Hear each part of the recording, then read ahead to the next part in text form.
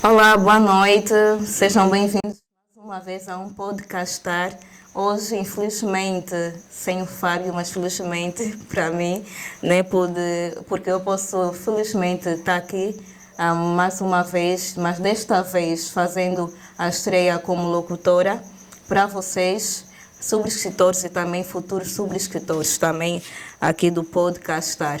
Hoje temos dois convidados, um especial e outro, vamos dizer, acompanhante, né?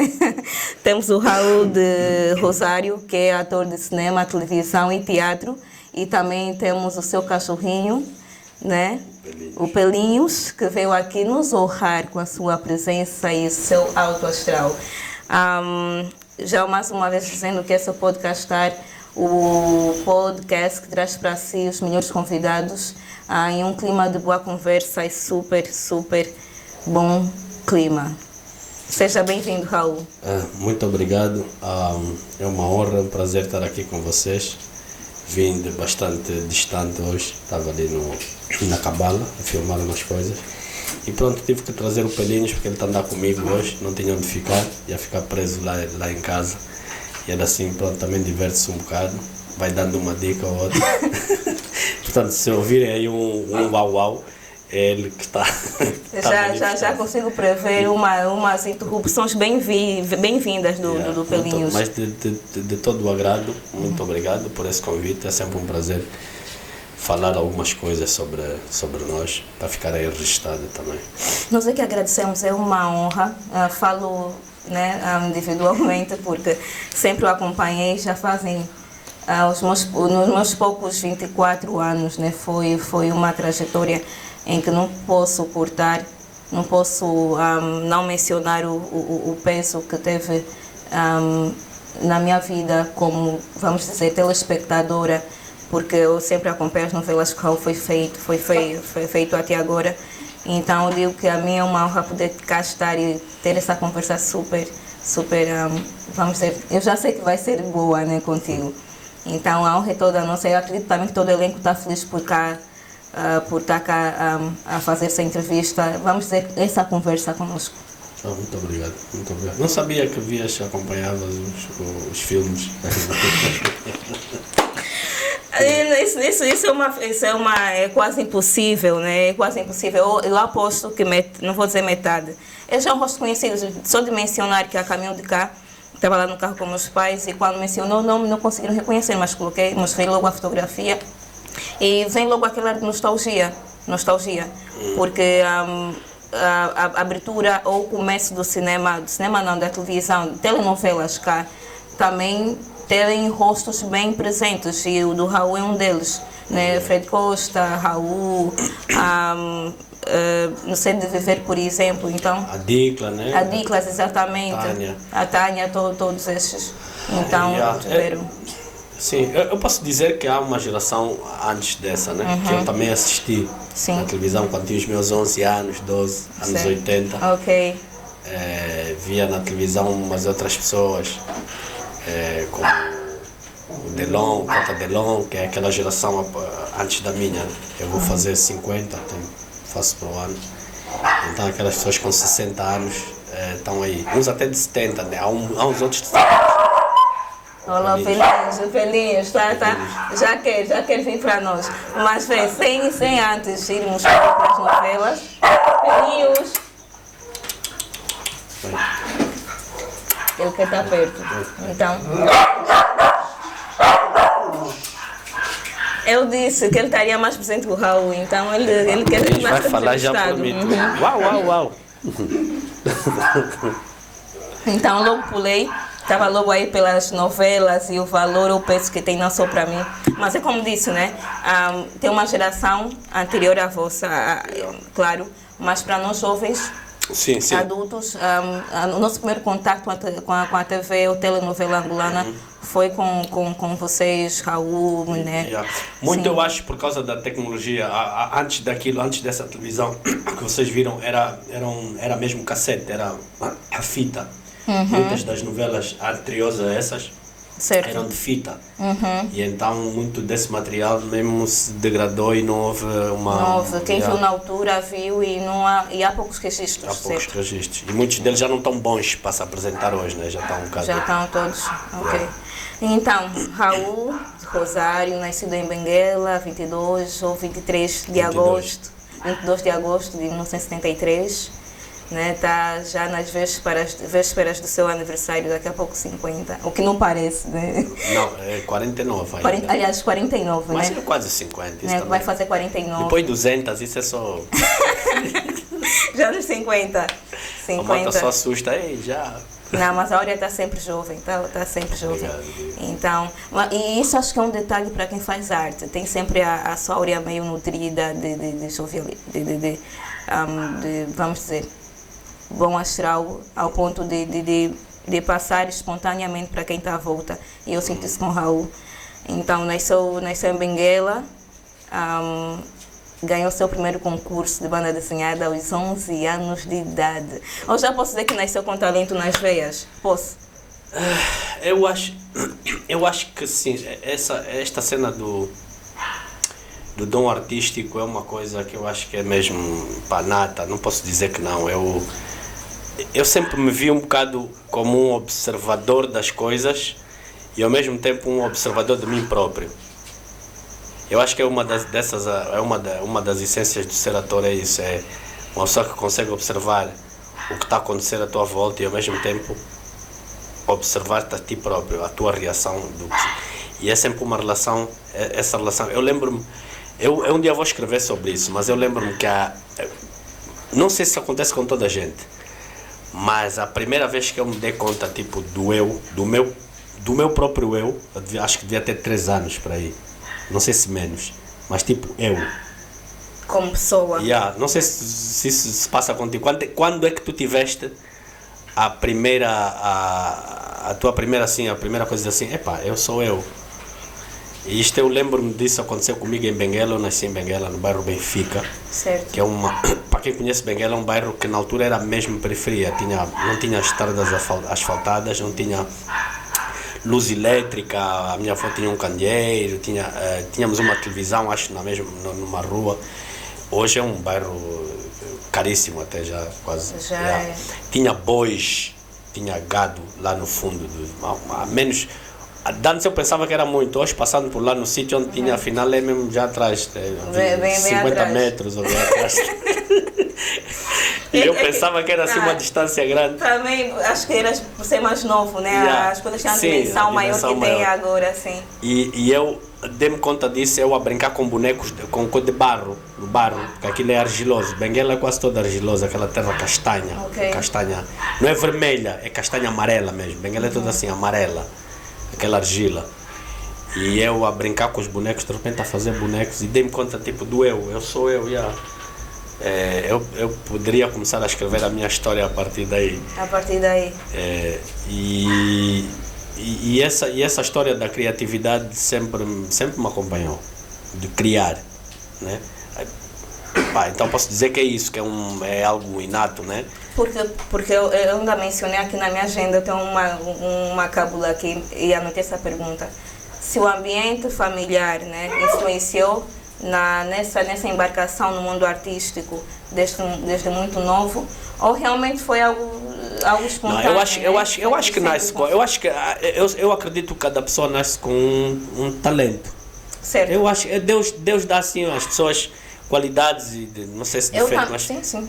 Yeah, eu concordo plenamente, mas eu acredito que há pessoas que recebem estímulos ou conseguem estar atentos a esses estímulos, mas há que infelizmente não tem esses estímulos e mas há qualidades, há pessoas mais comunicativas, há outros menos, há pessoas que têm dons musicais natos, há pessoas mais, digamos, mais práticas, né? Certo. E isso influencia essa minha coisa de viajar. Às vezes viajo até demais na marmelada, viajo um bocado na marmelada porque sou um sonhador, eu fico a imaginar coisas. Hoje em dia, claro, ao longo da vida fui aprendendo a ser prático também. Certo. Mas eu lembro, depois, eu sempre achei, mesmo em pequenininho, vestir uma meia de uma cor e de outra nunca me fez diferença. Eu não tenho muito essa coisa, por exemplo, da elegância, assim, da coisa de vestir, de ser muito vaidoso em relação a estética de outra forma. De outra forma, porque depois o artista está sempre conectado à estética, mas a estética artística. E também sempre tive um profundo sentimento do porquê das... Por exemplo, eu lembro-me mesmo mais ou menos nessa fase, havia cerimoniais, os xingãs, eu comecei a ver muito cedo. Os xingãs. Xingãs o que é? Diz para nós o que é. Xingãs é na tradição ovimbundo, também os quiocos também têm, os xingãs. São seres que no fundo são escolhidos entre as comunidades, mas são seres que vão ali para educar, para dar estímulos de educação. E aparecem em certos cerimoniais, como a circuncisão. Mascarados? Sim, mascarados. Ninguém conhece. Eu sou queuca, então já participei de alguns, de alguns cerimoniais. Há quem fez, os queucos chamam mucanda, né? Há quem fez a mucanda. Eu não fiz, como vimbundo que sou de Benguela, descendente de Caconda, não fiz, porque nasci na cidade, enfim, a minha mãe é mestiça, não. Mas eu vi isso porque eles, os mutilengues de quilengues e os... Depois soube mais tarde quem era o povo que estava ali, são os povos dos Mundombe. Vinham trocar gado na cidade e eles traziam também as cerimônias, faziam mesmo ali atrás muitas delas. Então eu vi isso em jovem, isso provocava em mim um fascínio. A mim, ver essas coisas de máscaras, de como as pessoas, quer dizer, se manifestam socialmente, o porquê disto e daquilo, sempre foi uma curiosidade muito grande. O porquê que isso é assim? Depois via, por exemplo, em Benguela tinha senhores, tínhamos um casal de brancos que tinha um carro assim, e eu sempre vi assim, observei as coisas de uma forma do porquê que isto acontece, porquê que socialmente isto é assim e aquilo é assim. Então, questionar sempre, né? A sociedade. Depois foi-me apresentado, por exemplo, o livro. Mas o que é um livro? Abres um livro e vês um boneco lá representar. É ligado à literatura? Sim, muito cedo. Eu lembro-me isso mesmo da literatura. Um senhor que morava lá em casa da minha avó Stella, ele apresentou-me, eu lembro que a senhora que me apresentou o primeiro livro. Com quantos anos? Essa idade mais ou menos, 3 anos. O livro. E eu abri o livro, era um desenho, e disse assim, isto é uma zebra. Tu dizes, uau, está uma zebra representada ali. Certo. Mas houve outra pessoa que foi, isso tem que dizer, muito responsável pelo meu gosto por literatura, é o Sérgio Pissarra. Porque eu cresci no Prenda, depois de ter saído de Benguela. Benguela, infelizmente não tinha aqui na informação quando saiu de Benguela, com quantos anos? Saí muito cedo por causa da guerra. Okay. Portanto, para aí quando eu tinha, penso que menos de 3, mais ou menos essa idade, 3 anos. 3, 4.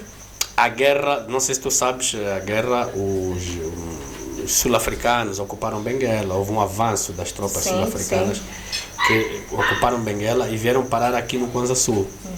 A minha mãe era médica militar e ela foi nesse avanço com as tropas cubanas, que os cubanos depois fizeram um chamado recuo, que foram reocupar ou reagrupar lá com Benguela, os cubanos. Então nessa altura é que a minha mãe pega em mim e viemos para Luanda, porque ela é uma história muito terrível. Praticamente ela deu-nos como mortos lá. Para conseguir porque o bairro Benfica foi ocupado, todos fugiram. A minha avó levou-nos para a palavra dela, tinha uma lavra lá nas Bimbas, levou. E então a minha mãe, quando chegou, imagina o pânico que está vindo nos carros da com cubanos, e chegou, olha, não, o Benfica foi dizimado, agora é difícil dizer nomes, quem foi. Mas vocês como mortos, o pessoal de lá? Sim, dizer, olha, não, a tua família aqui... Já foi isso. E então foi, até essa história engraçada, foi um maluco, que andava ali, que disse, não, a Vostela está lá na lavra, e a minha mãe foi lá, vamos buscar. E diz a mim, eu depois anos depois falei com a minha mãe, ela disse, foi a partir daí que ela largou a ideia de ser militar com farda, né? Largou a militância mesmo de ser militar. Okay. E então viemos para Luanda, para o Prenda, cresci no Prenda. De que eu me lembro que eu estudei no posto 15, ainda está No lá. Prenda já com uns, vamos dizer, 12 anos. Não. Então, Sim, vim. o concurso foi cá em Luanda? O de banda desenhada foi no Prenda. Foi no Quem me Prenda. levou no concurso de banda desenhada é mesmo o Sérgio, porque eu fui parar no prédio onde morava o Sérgio Pissarra, mora no segundo andar, eu no primeiro. Ok. O Sérgio Pissarra é mais velho. O Era Sérgio mais Pissarra- tempo também ligados, vamos dizer, primeiro ofereceu que é o primeiro livro. O Sérgio depois- Pissarra tinha caixas e caixas de livros, banda desenhada, e ele é mais um grupo de quem estava interessado na altura, começamos mesmo a desenhar. E eu fiz parte desse grupo, só que eles são mais velhos. Se vou fazer 50 agora, o Sérgio deve ter 55, não sei se 60. Ok. Mas 60 também não. E então, ele mais um grupo que é os primeiros desenhadores, que é o Sérgio, o Lito Silva e o Hugo Fernandes, que começamos a ter aulas mesmo com o falecido Henrique Abranches, que era diretor do Museu de Antropologia, de ilustração, aprender a fazer desenho mesmo conforme. Então fui um bocado na profundidade desse meu dom de desenhar. E então houve esse concurso e fiz uma banda desenhada e por acaso ganhei. Fiquei muito feliz mesmo, tipo, uau, pá, tenho um dom aqui. Fiz. Mas o que acontece? E o Sérgio insistiu muito, tens que desenhar, Mas estás a ver o Sérgio Pissarra, né? O nosso Sérgio Pissarra. Sim. Cartunista. Yeah. Agora eu lembrei. Do Manquico. Yeah. E ele não insistir e não sei o que. E o que acontece? Eu senti, a certa altura, que o desenho é como se fosse uma coisa que já é tão nata em mim que eu achei que não devia desenvolver mais esses dons. Pá, eu faço por... Não me apeteceu seguir essa carreira em termos comerciais. Isso parece que às vezes há uma vontade de dizer assim, pá, eu quero ganhar dinheiro com isto. Mas não. Qual foi o ponto de virada quando pensou, não, vou não só vou me focar no desenho, mas vou seguir também outras artes? Porque eu estava muito dividido entre isso. Depois, quando estava no Prenda, há um vizinho meu, que é o Josué, um senhor, hoje em dia ele tem 60 anos para ir, o Josué, leva-nos para os cavalos. Havia uma hípica, aqui onde é hoje o Benfica, na Via Expresso, onde tem aquela Shoprite, havia ali uma hípica com 30 cavalos. Ali era tipo mato, porque Luanda acabava no antigo controle. Sim. Luanda acabava ali, o resto era para lá era como se fosse fora de Luanda. Estava já... Se até 2010 era assim, não imagino antes dessa época. Era mesmo capim, era capim. Então, aprendi um outro gosto, uma outra arte, que é cavalos. E esse mundo de conhecer os cavalos, de voar em cima de cavalos nas planícies de Angola, abriu-me assim uma outra expansão que não... Eu pensava para mim mesmo, fogo, isto não termina por aqui. A descoberta mesmo da vida e outras coisas mais, a própria... Sempre foi muito curioso. Depois, a crescer no Prenda, vem aquele lado também da bandidagem. Começa a descobrir aquele... Porque o Prenda, por si só, sempre foi uma mistura de cidade com gueto. Com gueto. Eu já quis perguntar qual a zona. É uma zona periférica onde viveu. Sim, porque influencia muito na zona em que crescemos. Eu por acaso cresci no prédio, naqueles prédios em frente à clínica. Sim. Mas depois bastava terminar a minha rua, lá embaixo, que é a rua do Petrov. Começa os guetos. Nós temos amigos de todos os quadrantes. Tinha amigo da cidade, amigo do gueto, E eu, como estudava no posto 15 mesmo. E vou dizer que é um bom spot para quem está a embarcar para o mundo artístico. Consegue viver de várias formas e compreender como as coisas funcionam. Eu comecei a perceber a minha sociedade, como é que está, porque é que os uns são classes. E olha que naquele tempo as classes sociais não havia essa diferença toda, mesmo. Não tinha muita distinção. As filhas do Petrov são minhas amigas. Eu andei na piscina do Avalado com a Isabel dos Santos. Então as classes sociais, porque havia também aquela tendência do socialismo, que era mesmo criar uma sociedade, uma comunidade toda, tudo para todos, o hospital, exatamente, a clínica do Prenda onde a minha mãe trabalhava, porque a minha mãe começou a trabalhar na clínica e essa é outra coisa também, eu entrava no hospital, eu comecei a ver eu não tenho, os hospitais para mim eu não tenho qualquer receio de hospitais. Eu cresci dentro, eu andava lá. Uma mãe médica. Ela é fisioterapeuta por acaso. E a clínica do Prenda era considerada a melhor. Ao quarto piso é onde trabalhavam os dirigentes, onde iam ser curados os dirigentes. Então tinha um piso só que era dos dirigentes. Não havia assim hospitais. Então era hospital de referência na altura. De referência na altura. Era um bom hospital, com os melhores médicos e médicos cubanos, médicos angolanos. E também começa a vir aquela história da guerra. Cuito Carnaval. Nós vimos os mortos que vinham do Cuito Carnaval e entravam no hospital todos os dias. Enfim, quer dizer, é uma sociedade que eu tenho ali à volta. Cavalos, pá, que não fui só pelo desenho. Abriu-se para mim um mundo tão amplo. Aí outra, depois ainda mais, depois comecei a fazer viagens esporádicas para Benguela. Mas em Benguela, na altura, íamos de avião. De avião, mas qual era Porque as estradas estavam... o intuito da viagem? Viagem para passeio? Não, porque eu tenho família em Benguela. Ok. Metade da família está lá. Ok, ia visitar os familiares. E depois, o meu tio, essa história também é interessante, também não está aí. Eu aprendi a fazer artesanato com o meu tio, que é o tio Ruca. É por isso que eu também tenho uma outra grande digressão com o rastafarismo. Eu começo a conhecer o Rasta, está lá o Rafael até hoje, faz sandálias em Benguela, é conhecido, um dos maiores artesãos de Benguela, o Rafa. Então eles faziam sandálias de cabedal, com aquela cena toda, a comunidade Rasta, né? com os apetrechos que nós conhecemos, né? Ali, Fire on the Gang, que é para Bob Marley a ouvir. Isso também me fascinou.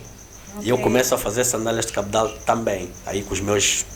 Sim, está lá na biografia, faz sandálias de cabedal. E então, quer dizer, eu abri mesmo o leque, não fiquei só por um... Porque realmente é isso, não é só o ambiente, né, a volta que impulsiona a embarcação. Eu gosto de dizer embarcação porque parece uma viagem, né? Sai do mundo normal, né, para ir até o mundo artístico, porque é uma áurea que é criada. Não somente artístico, mas tem sempre um ponto que faz-te buscar pelas coisas também. Sim. Porque tu não esperas chegar. Aquilo impulsiona-te a vontade de conhecer e tu vais à volta.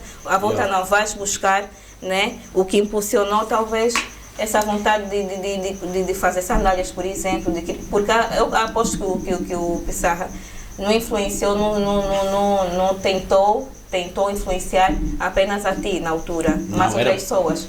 Mas tu conseguiste, né? Conseguiste ver nisso uma oportunidade e conseguiste criar um vínculo artístico. E depois vai vendo que ao longo da vida tu vais percebendo que afinal foi útil cada caminho. Sim, hoje, sim. por exemplo, eu tenho conhecimento de artesanato, eu faço cenografia no teatro. Dizes-me, pá, eu preciso aqui de uma cópia de uma sala inglesa. E eu vou-te fazer, trabalho. Okay. Tenho facilidade em trabalhar com as mãos, fazer coisas. Então é útil, todas as etapas da vida, depois tu vais percebendo que são úteis, né? Na vida. Na vida. Mas esse tal bichinho do teatro veio... É isso que eu quis perguntar. Quando chega o teatro, com quantos anos? Ok. O teatro chega mesmo com... Entrei no Ilinga Teatro, portanto, em 1990. Começou com Ilinga, então? Com Ilinga. Não passou por nenhum outro grupo assim? Ok. Ilinga Teatro. Estava precisamente, nessa fase, estava aqui nos Cavalos. Estava enraizado mesmo com a cultura dos cavalos. Eu cuidava, na altura, aquela pessoa que me levou lá já não queria mais essa vida, tinha deixado a nova geração, que sou eu. Tínhamos 30 cavalos. E era mesmo uma hípica, tínhamos que cuidar dos 30 cavalos, aos fins de semana vinham estrangeiros, é um lugar de referência, para quem conheceu essa fase, vinham estrangeiros montar a cavalo, nós tínhamos que cuidar dos cavalos. Okay. E numa altura em que, não havia água, ração não se fabricava no país, estamos a falar de 89, 80, 90. E era o Raul mais mais um grupo de jovens como quem? Olha, muitos do Prenda, meus amigos ali mesmo do Prenda, o Beto Ua, da família Ua, o Zé Ramos, que são filhos do Zé 14, cantor famoso, né, nos anos 80, 90, cabo-verdianos. E depois tinha uma outra hípica que era na Torada, mas isso era outro grupo de... Então às vezes havia competições mesmo, cavalos, quem leva os cavalos para a cidade, quem monta... Nós íamos com cavalos até a Barra do Kwanza. Uau. Foi uma juventude, eu posso dizer que eu tive uma juventude... É bem atípica. Hoje eu vejo as pessoas assim muito ligadas só nos computadores. Sim, os meus filhos, eu digo assim, E não só se foi o contato na altura, mas hoje em dia as pessoas veem a prática de cavalgar, por exemplo, é algo meio privilegiado, né? Tu conseguires até, então, o acesso até, eu conheço pessoas que têm realmente interesse em aprender. Hoje em dia, acho que em Luanda tem só, não sei, na Funda, talvez. Eu continuo, tem lá um cavalinho lá na minha quinta, tem lá uma quinta, vou dando uns toques. Tanto que quando eu vou, antes do... O quer participar, tá aí, tanto que eu nos carnavais tem a tendência de ter os policiais com os cavalos. E eu notava o espanto, não de susto, né, mas curiosidade de crianças, porque não é esse contato. Né, o cavalo ainda é tido como algo meio privilegiado. Meio... Sim, então também deve ser isso, né, essa falta de contato. Mas hoje em dia sabe-se que o contato com animais é tipo cura também, com cavalos. E eu aprendi a perceber que cavalos são seres muito especiais, porque eles têm uma longa história com a humanidade. Eles têm, os animais têm, a gente às vezes pensa que os animais não falam, mas eles contam, esse está aqui está a comunicar com os outros, que está ali fora, né? Uau, uau, uau, está a dizer coisas, estou aqui, E os cavalos também. E isso durante esse tempo todo, isso também ajudou muito na comunicação que eu tenho hoje em dia. Que eu percebi, se os animais falam assim, o que será de um ser humano? A comunicação dos seres humanos pode ser muito mais poderosa do que isso. Mais profunda, certo. Se somos seres humanos mesmo de verdade, temos essa capacidade. Então foi nesse momento, quando teve esse contato com... Sim, que eu sentia que isso tem que sair de alguma... Eu tenho que expressar estas coisas. E a fuga foi o teatro. Então há alguém, que é o Kiko, o meu colega também, o Kiko, que hoje, imagina, foi tipo uma troca. Eu levei ele para os cabedais, porque eu também fazia lá sandálias e que é mesmo lá na Hípica. E ele diz-me, tu andas, tens uma boa conversa, estás sempre aí com umas filosofias, porque eu também sempre fui filósofo de mim próprio. E ele disse, então vamos ali a um sítio, e fomos ao Ilinga Teatro. E no Ilinga Teatro encontrei alguns que ainda estão lá até hoje, Mena Branch, né, como diretor, a Nani, o Paulo Bolota, a Sani Bezerra, não, a Sani ainda não estava lá, a Paulo Bolota, a Ana Filomena, há toda uma geração que logo abraçou quando chegou no teatro. E foi muito interessante porque eu foi um bocado descobri um bocado o meu mundo. Estou a encontrar pessoas que cada uma se expressa de uma maneira, então, a outra fez não sei o quê. É a minha praia. Isso aqui. E ficou quanto tempo no teatro desde então? Então, eu lembro-me que entrei, fui lá numa noite e estavam a fazer uma peça, o Mena, que era Luís Lopes de Cerqueira, ou o Mulato dos Prodígios. E que depois eu descubro que Luís Lopes de Cerqueira, portanto, é uma história que fala desse Luís Lopes, é alguém que existiu.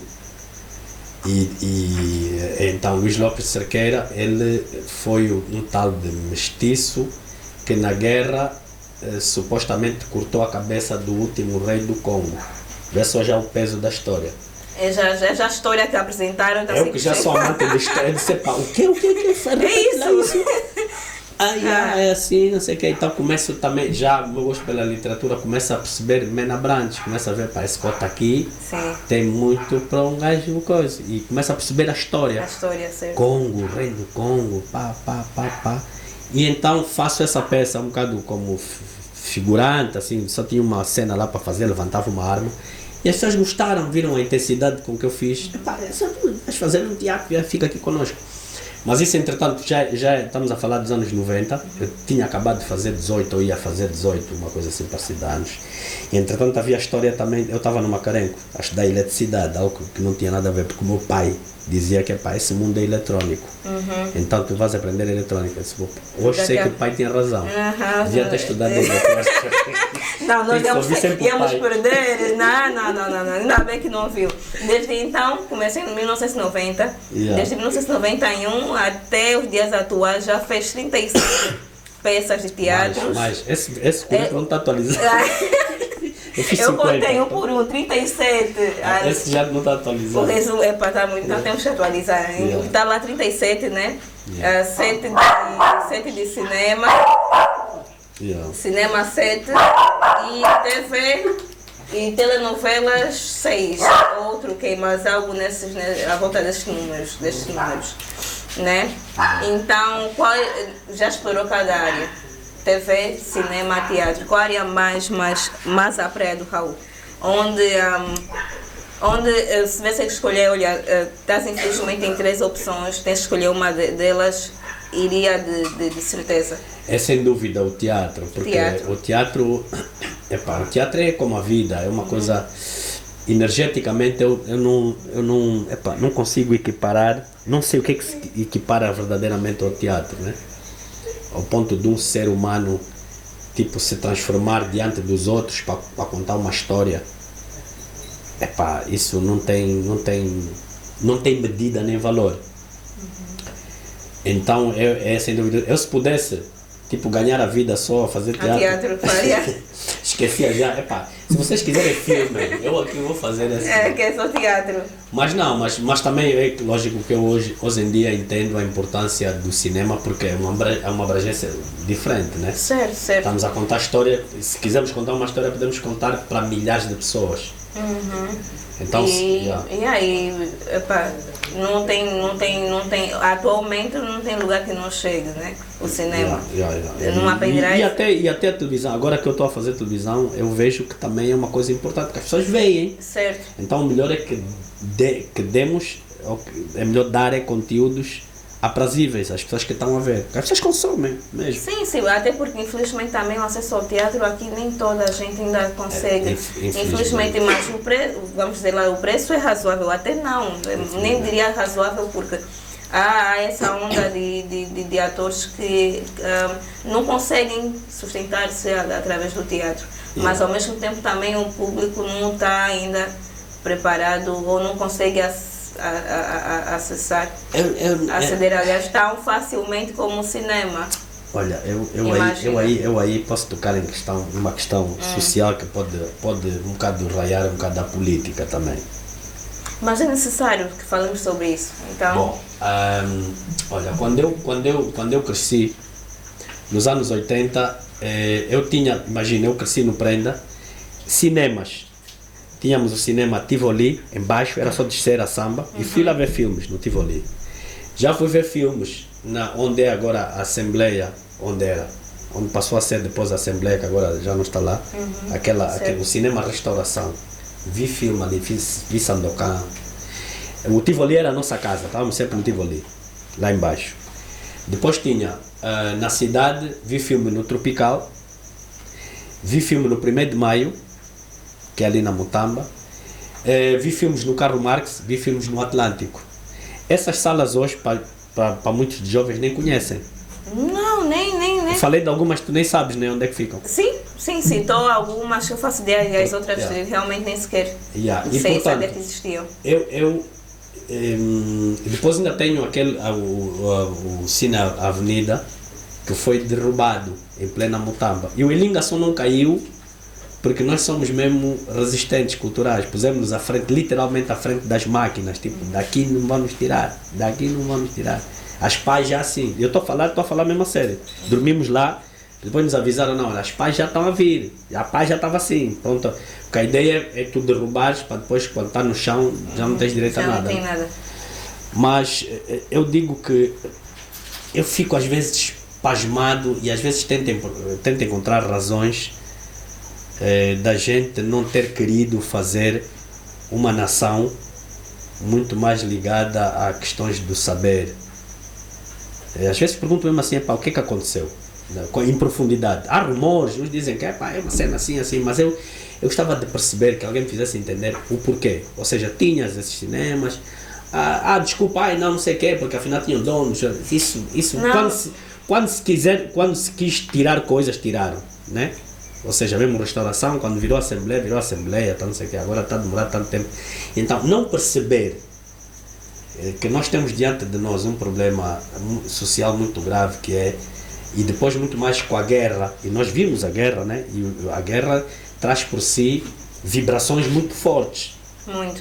O povo angolano, eu digo que é um povo que aprendeu a estar conformado? Não. Como se fosse um filamento de uma lâmpada. Tu estás sempre no auge Vocês agora jovens menos, vocês não acompanham, mas nós que acompanhamos até no tempo da guerra, nós andávamos sempre em...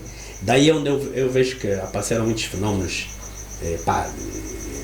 fenómenos esquisitos de ego, porque estás com as energias quase no limite da sobrevivência. Ok. Né? Ou faço isso ou vou morrer. Então, após qualquer guerra em qualquer parte do mundo, normalmente investe-se muito na cena cultural. Acho que os americanos fizeram muito isso, né? Os seus filmes, o cinema, para acalmar o seu povo e tal. Alemães também fizeram muito isso. Então, nós como povos não ter e não foi falta pelo menos da minha parte, né? Eu sei que se calhar não sou ouvido onde devia ter sido ouvido, mas eu sempre falei e sempre senti isso. A partir do momento em que eu começo a fazer teatro e começo a perceber que desenvolve não só em quem está a ver, mas também em quem está a fazer. Eu próprio mudei por causa do teatro. Sou uma pessoa, o que sou, não sou grande pessoa também. Também tenho meus pecados, também sou um bocado, mas sinto uma pessoa minimamente equilibrada. Não era capaz de ir pronto. Estamos a falar de coisas mesmo práticas, a criminalidade que é hoje em dia, esses crimes assim, tipo, matou não sei o que por causa de um pedaço de pão, e as pessoas estamos a rir disso, tipo, ok, E às vezes, né, eu acredito que é quase impossível distanciar-se desse sentimento de revolta quando observamos que não tem intenção alguma de rebuscar isso, né? Você vê constantemente investimentos em várias áreas, mas lá se vão 20 anos sem... O cinema está conosco, vamos dizer, cinema em shoppings, há mais ou menos 6, 7 anos. E não resulta. Não resulta porque várias pessoas não conseguem aceder a esse tipo de cinema. Os cinemas de shopping são pontos de filmes internacionais e blockbusters, comerciais, filmes que é para vender. E não vou dizer que não tem conteúdo, né? Mas realmente não chega a ser. Eu moro no Quilamba. Eu moro no Quilamba. O Quilamba tem para aí 100 mil pessoas, não sei se mais, não sei se menos. Mas eu sempre disse, um centro, um polo desses, tipo, para quem pensou a vida assim, se fosse eu, a primeira coisa que eu pensasse era um centro de comunhão das pessoas irem lá sentar para ver, ou teatro, ou palestra, mas tem que ter um sítio de comunhão. E isso não ser criado. E depois nós já estamos numa fase onde as pessoas já não têm, e depois ainda te perguntam para quê? Agora a pergunta é, mas é para quê? Sim, tipo, se vivia até hoje sem isso, então não serve para nada, ou seja... E eu digo, eu há pouco tempo fui ver um filme no Belas, não vou lá muito, para já, porque é caro até para mim. Um bilhete, não sei se é 2.000, 3.000. 2.000 e tal. Se eu levar tipo mais 3 crianças, não vou lá muitas vezes, depois mais a pipoca, a gasosa. Então não é um sítio tão popular assim. Eu já fui ver filmes ali, que a sala, eu sozinho.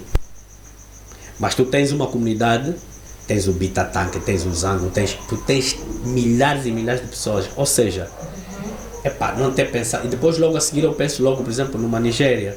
Como é que a Nigéria atingiu aquele nível da audiência dos seus próprios filmes? Porque além de não estragar as salas, aumentou.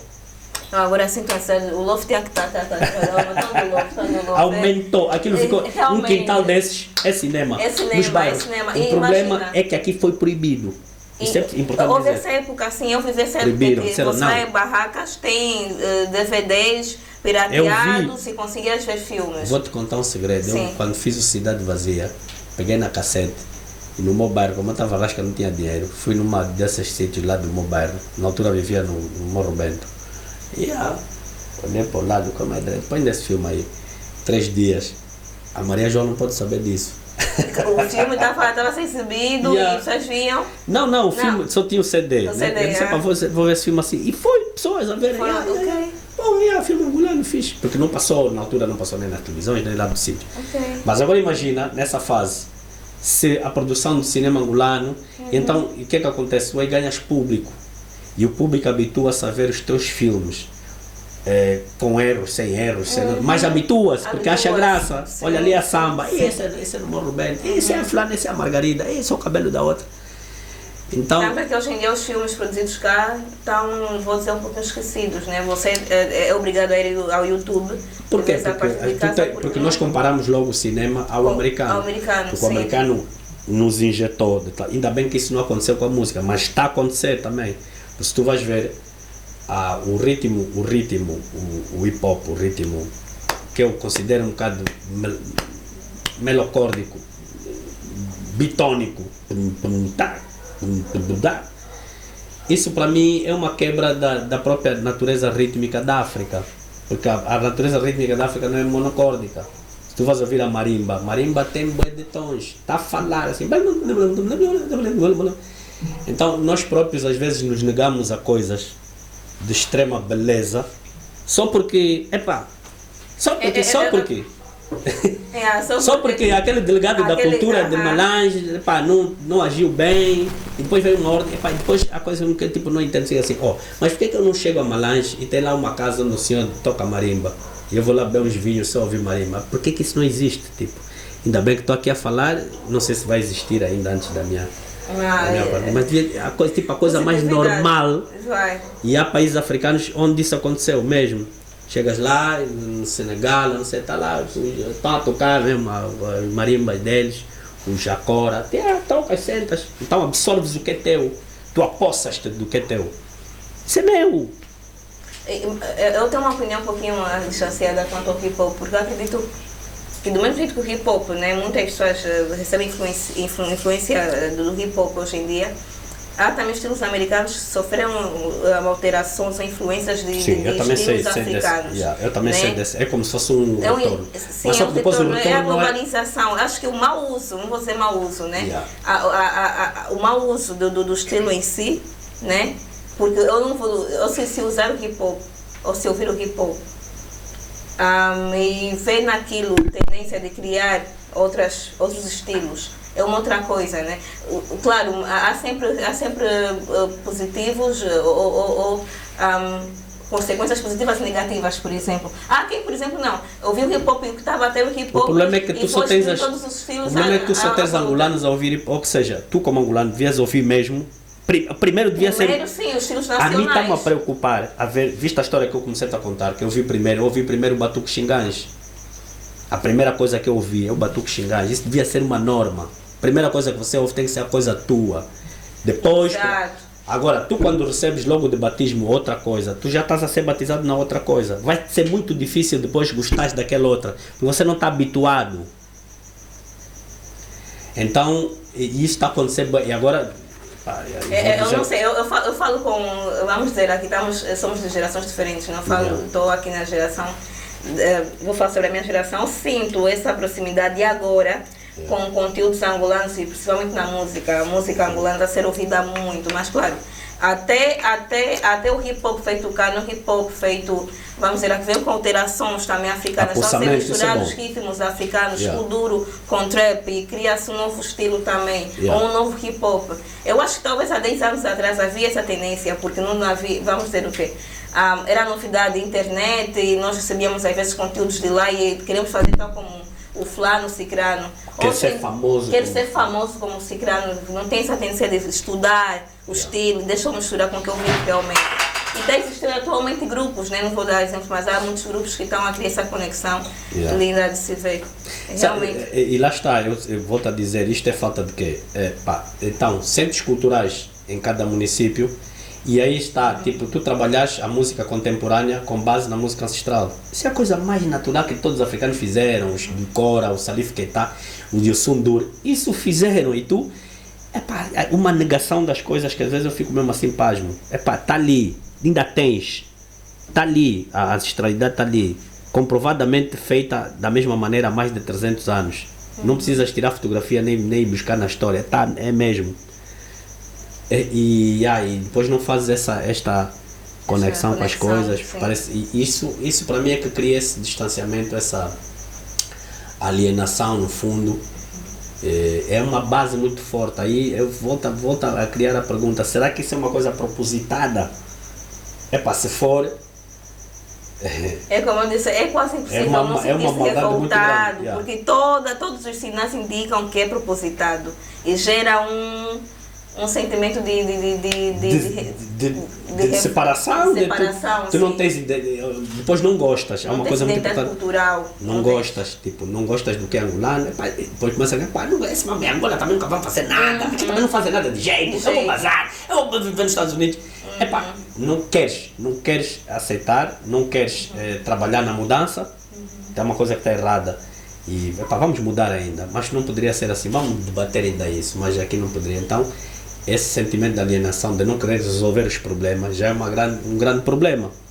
Você tem um problema diante de si, tem que resolver. Senão é uma atitude muito infantil. Infantil de fugir dos problemas. Vais fugir sempre. Se fores aos Estados Unidos, vais encontrar outros problemas também. Eu digo que a mim, falando sobre mim, a arte e a cultura foi um maior meio ou forma de eu me reaproximar e me descobrir como africano e como angolano. Claro.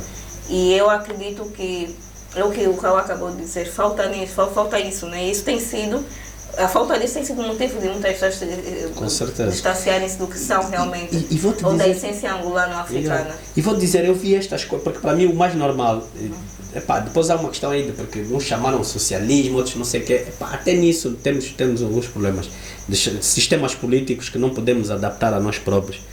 Mas eu posso dizer, para nós houve um tempo que uma pessoa alienada era bem estranho. Hoje, o que está a acontecer hoje com a juventude, tu vês uma pessoa passar na rua com os headphones, tipo, não está ali, naquele mesmo tempo era uma coisa, não estás a prestar atenção quem está à tua volta, não. Tu não tens. Aqui é o mais normal. Não estás a ouvir o barulho do vento, das águas, dos animais. Não, meu filho, aqui está no. Agora hoje é normal. Globalizado. É o tal mambo globalizado, não sei o que. Então, eu sabia que isso ia acontecer, só não sabia que ia acontecer tão rápido. Porque também a tal tecnologia também evolui muito rápido. E então, é mesmo assim. Então, essa tecnologia, passado rapidamente, né? Essa tecnologia tinha que ser acompanhada também de uma visão nossa aqui interior para não digo combater, mas para atenuar essas contradições, porque é mesmo uma coisa necessária como nação, como povo, tens que fazer essas coisas para criar equilíbrios. Então eu não sei se isso é uma conversa que é só minha, os outros não veem, mas é uma inquietação minha, é assim que eu vejo. Não a consigo resolver todas. Mas eu já vi a mencionar, já mencionou 2 vezes sobre socialismo e capitalismo, mas eu sempre fico curiosa em relação a pessoas que estão sempre têm noção dos dois sistemas políticos. Qual prefere? Eu já vi os dois até, já vi o capitalismo e o socialismo. Qual sente-se mais confortável? Acha que daria mais certo? Eu acho que não influencia não, tanto, mas assim. tem que habitar em conjunto. Já se percebeu? Nós já tivemos num e já tivemos no outro. E hoje em dia eu posso dizer que temos mais criminalidade. Está bem, a sociedade aumentou, mas por causa de, por exemplo, não termos uma saúde pública em condições, o facto de não termos, por exemplo, universidades públicas em condições, isso é um problema muito sério. Né? E isto, normalmente, as estruturas que pensam social é que fazem. Certo. Os países mais, eu diria assim, por exemplo, imagina o Brasil. Há conflitos, mesmo Portugal, há conflitos entre o modo de pensar social, porque eu já percebi que é uma coisa que não é só assim, é uma coisa mesmo inerente ao ser humano. Há pessoas que são dotadas de pensar mais nos outros e há outras que são mais egoístas, pensam mais com a barriga. É mesmo uma questão de egoísmo. Não, pessoal, de cada. Mas isso depois transportado para a sociedade tem que ser debatido no parlamento para questões sociais, não, mais hospitais públicos. Eles podem-se conviver com as duas coisas perfeitamente. Quem faz muito dinheiro com grandes empresas de coisas, naturalmente tem que também soltar um bocado do seu dinheiro para áreas sociais. Noutros países, quase que és obrigado. Tem que haver leis que te obrigam. Então, você faz muito dinheiro. É isso, é a tendência de muitas pessoas irem para o absoluto. Porque muitos estados não conseguem estar entre os dois sistemas, porque quando é os dois, por vezes a lei que obriga o outro a dar para a comunidade é um pouquinho. O problema é que o capital corrompe. Né? Exatamente, corrompe tanto que consegue quebrar as regras ou as leis para. Exatamente, por isso é que aí onde entra também o sistema social, socialista, que que impede essas coisas de acontecer. Exatamente. Ok. Eu gostaria que o meu Estado, que o Estado angolano, fosse detentor das melhores universidades. E desse exemplo, então o capitalista, quando vai fazer depois uma universidade, tem que fazer uma universidade melhor que aquela. Se quer que paguem para isso, para um serviço público que seja melhor que um serviço público, tem que ser melhor que aquilo. Eu penso que isto é uma boa solução. O Estado não tem que ter muitas coisas, mas quando tem que ser boa, exemplar. Até porque tem todos os recursos para a seu favor. Exatamente. Sim. Eu acho que é um bom princípio. A polícia tem que ser boa, a universidade tem que ser boa, o hospital tem que ser bom. E aí o capitalista, porque o que acontece aqui depois é o contrário, né? O capitalista vê que está tudo partido, também faz uma brincadeira qualquer. Quero ganhar dinheiro, sim, já encontrei todo o está sistema. Tudo partido mesmo, então fica a gastar dinheiro numa coisa que nem está boa. Nem está boa. Então aí tem que haver um princípio básico de excelência. E a excelência também está no princípio do pensamento e na experimentação. Eu olho muito isso na arte. Tu, se não experimentares uma coisa diversas vezes, também não vais ficar excelente. Essa palavra excelente está-nos a fazer muita confusão. E as pessoas às vezes pensam que a excelência é paga, tipo, ok, eu tenho mais dinheiro, vou ser excelente. Não. A excelência é uma questão de experimentação. Tens mesmo que experimentar. Experiência. Né? Vais chegar à excelência. É assim que o mundo todo se desenvolveu. E perdermos valor como valores do trabalho, não sei o que, é muito grave. Não precisa trabalhar, vou ficar rico já esse mambo aqui. E ao longo desses últimos 20 anos, pelo menos, sofremos muito esses embates, assim, que, se queres que eu seja mais profundo, por favor. para mim, os países que optaram pelo mundo, eu já vi o mundo mesmo dividido, e continua no fundo. Sim. Se tu vais ver essa guerra da Ucrânia, não sei o que, delimita muito isso, duas formas de ver o mundo. Mas eu vi esse mundo assim dividido, nós estávamos na ala dos socialistas, então combatíamos o imperialismo. Ainda por cima eu fui militar também, esqueci de mencionar. Com quantos anos? Depois fui para a tropa, com 18. 18. Deu uma paragem assim? Logo que entrei no teatro, fiz aquela peça que eu falei, sim. Depois tive que ir para a tropa, né? Mas demorou muitos anos, né? Não, fiquei 2 anos no ativo, okay. Mas aqueles confrontos de 92 puseram-me um bocado a bater mal. Eu percebi que o confronto foi na cidade, foi ali, eu também vivia com os meus tios ali no Macuruço, aqueles confrontos na cidade, os mortos, aquele bairro que você viu crescer com pessoas a morrer, não sei o quê. Então esses 2 dias de confronto aqui, depois veio aquela guerra tremenda, né? Após 92, Jandulo, Cuito. Foi terrível isso, mas isso mexeu mesmo com os alicerces, mas também deu mais certezas nas coisas. Sobre o que realmente queria para o futuro. Exatamente. E falando sobre o futuro, né? Depois disso, passando pelo teatro, quando começou a fazer os filmes, né? Embarcou para o cinema. Yeah. Sim, eu vou lá já pulando para os últimos filmes, né? Acabou de fazer, fez o Xaduca. Yeah. E depois de Santana, certo? Não, a nível de Santana cinema. foi antes. Foi antes, depois do Xadu? Sim, o Santana foi uma grande experiência na minha vida. Qual dos dois, vamos dizer, sem ignorar o outro, né? Mas sendo mais, vamos dizer o quê? Qual deles tem mais preferência? Ou vê que agregou um valor meio pesado na tua experiência artística ou cinematográfica? Eu juro que eu não gosto muito de classificar a arte. Certo. Porque, vou-te dizer de todo o coração, a arte é algo mesmo que é tipo por gosto. É um subjetivo, né? Aquela coisa que tu não estás a ver nada ali, o outro gosta.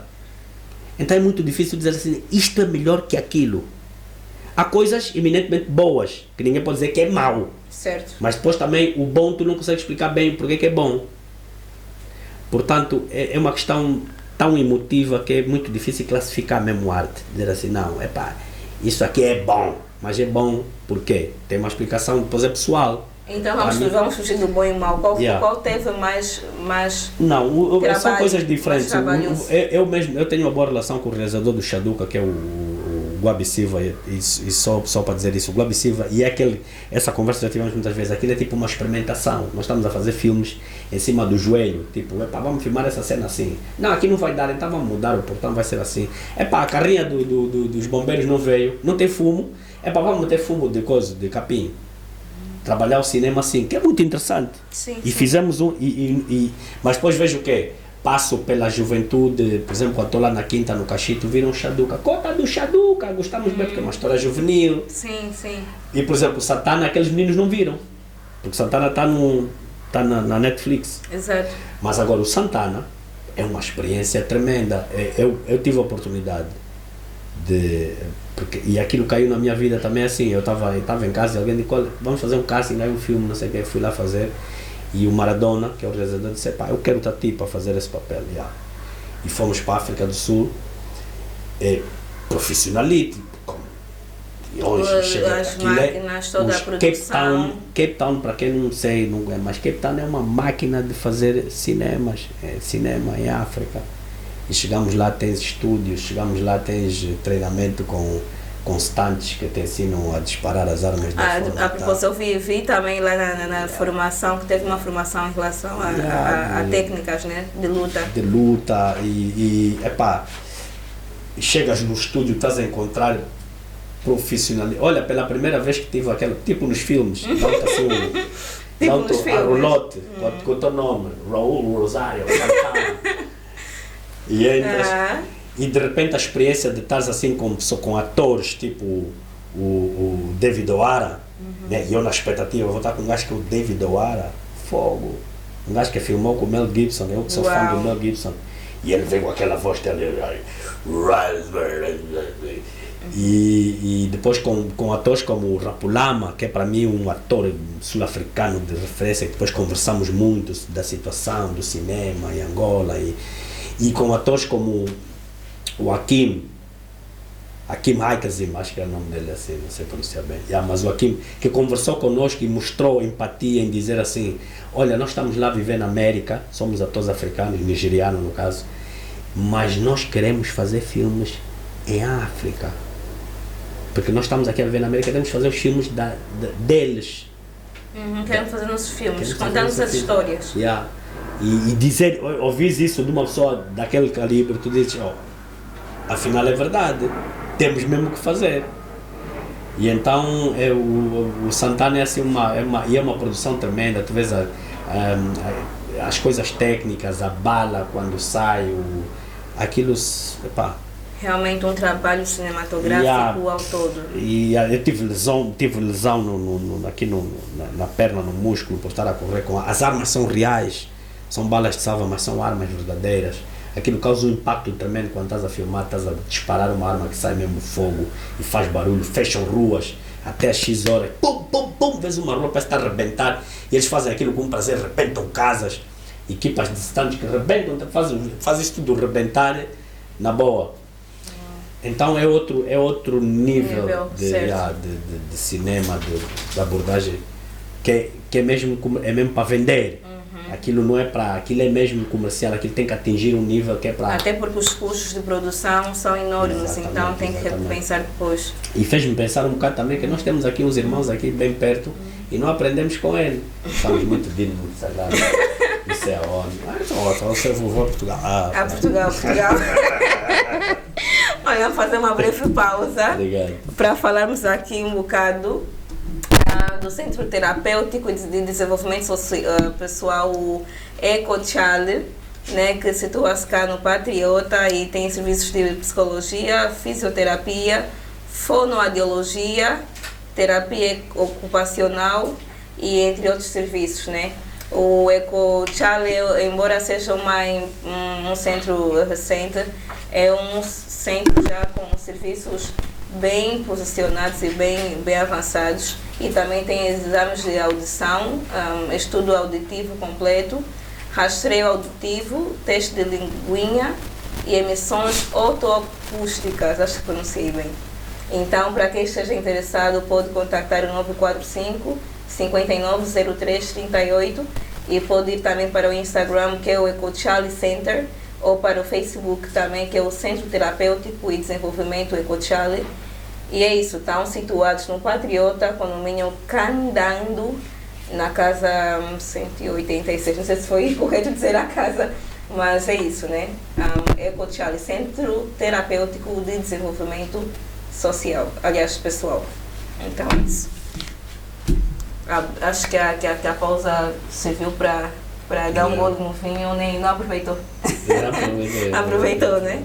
Então é isso, vamos seguir com as perguntas. Há pouco falamos sobre o Chaduca e o Santana. E eu compreendi realmente a diferença nos dois trabalhos. O outro é mais, vamos dizer o que é mais experimental, né? Mais próximo. Sim, sem dúvida. E o Santana é algo mais produzido, né? Profissional, comercial, sobretudo. Sim. Então a próxima pergunta é, eu quero que cite, por exemplo, né, cada trabalho preferido nas áreas que trabalhou até agora. Não só, vamos dizer que no cinema, teatro e televisão, né?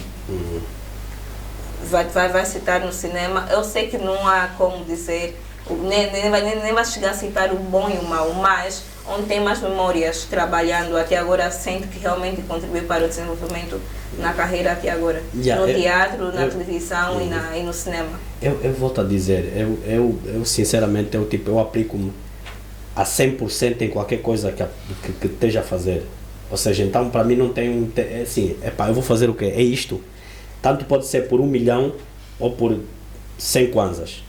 Mas se eu me predispus a fazer, eu vou ter que fazê-lo. E aí eu gasto a minha, até onde Deus me permitir fazer, até onde a minha inteligência conseguir, eu vou fazer. Portanto, é por isso que eu digo, para mim não há um trabalho que eu digo. Agora, é claro que, por exemplo, ter feito na televisão, ter trabalhado uma novela como a Minha Terra, Minha Mãe, no Brasil, 6 meses, na Barra da Tijuca, cara. Você tem, né, aquilo, tens tempo, dão-te os textos, até piora. Se o texto falha durante a semana, não falha um texto, o brasileiro quase que te pede perdão, porque está na lei deles, o ator tem que receber o texto na semana. Então eles vêm assim, ó, perdão, nós falhamos aqui com essa fala aqui, foi adicionada agora, o senhor pode fazer isso? E para dar uma profissional, claro, vou tentar fazer, mas eu não sei se vou. Para não conseguir, não culpem, vocês falharam como organizadores. Mas a cena do respeito que há, né, noutros quadrantes que chegaram, e no fundo tem razão, esse é um procedimento bom para que o ator, porque no fundo tu és o produto final da cena. É a tua cara, é a tua expressão, é o teu eu que vai aparecer ali. E então tu tens que ser mesmo, é o mínimo, às vezes não é grande coisa, também às vezes é muita paparicada, não, mas é o mínimo. O respeito, se tens respeito noutras áreas, porque é que não vais ter com um profissional de ser, porque depois as pessoas confundem muito, não sei o que, tem muita vaidade. Mas é um trabalho, agora, os outros trabalhos que estamos a fazer custam muito, porque depois temos que fazer tudo, os nossos filmes aqui, você tem que ser ator, tem que ser, ainda tem que... para ir para o set ainda vais filmar num sítio onde não tem estrada, ainda vai só estragar o teu carro também, começas a ficar aborrecido. E por vezes tem que tirar do bolso também por gastos extras, por exemplo. E depois também temos que mudar, vamos mudar aqui o roteiro, então uma série de coisas improvisadas que de vez em quando é bom como experiência a coisa. Mas depois de uma certa idade também dizemos, como é, também podemos 10 anos melhorar. A trabalhar, sim, as condições. Mas de entrega mesmo em todos eles. Eu acho que tudo o que eu fiz é o melhor que eu pude fazer. Se não pude, então que me perdoe. Agora, como a capoeira entra nisso? A capoeira? Não, a capoeira veio quando? Fugindo do cinema agora. Não, a capoeira é muito interessante a história. Eu estive em Coimbra, entretanto. Em 98, quando houve a Expo, em Lisboa houve uma Expo. Não sei se conheceste. Não. Em 98. Em 98 foi quando nasci. A sério? Yeah. Em 98 houve uma Expo. Uma exposição, não sei o que. Lisboa ficou inundado de tudo. É onde fizeram a Gara do Oriente. Não sei se conhece a parte oriental, aquela coisa. Então, nós fomos convidados, o Elinga Teatro, e nós fizemos 22 espetáculos na Expo. todos os dias. Expo Lisboa. Expo Lisboa. 98, certo? 98, yeah. E eu então, a partir daí, eu vi aquela movimentação toda de nações, eu estava a sair daqui de Angola, quase os mesmos problemas, mas ainda tínhamos mais teatro, sabe? Depois fecharam. E não estava a aprender muito, porque a pessoa depois também tem que ver, eu aqui estou a aprender pouco, porque o teatro depois tem a parte teórica, que tens mesmo que ir buscar. Teatro, atuar, tem toda uma parte teórica, certo. Além da prática. Sim. Tu tens que aprender. E serve de sustento para a prática futuramente. Exatamente. E então eu decido, eu aqui vou ficar como muitos. Fiquei, o grupo, cheguei no aeroporto, disse, pai, para Angola ainda não, vou ainda bater um gadengunga aqui. E fui. No entanto, foste para... Fiquei 2 anos em Portugal. A princípio foste para a Expo. Para a Expo fizemos espetáculos. Eu penso que depois fizemos uma digressão pelo Brasil. Ainda por cima fui parar no Brasil, em São Paulo, onde eu vi artistas da Globo a fazer teatro. Eu disse, não, essa profissão é séria. Então, na Expo foi com que instituição? Foi com a Ilinga para a Expo apenas? Mas viu que há uma... Sim, eu já estava... A Expo foi em 98, em 95 já tínhamos feito uma digressão. Eu já estava a namorar um bocado, ter que ficar lá. Há uma geração, a minha, o Meirinho, ficaram em 95. Sim. Há muito, o Miguel Sermão antes. Já havia lá angolanos. O Ossi também, o Ossi não, o Hoje Fortuna. Havia já angolanos que tinham já basado e que...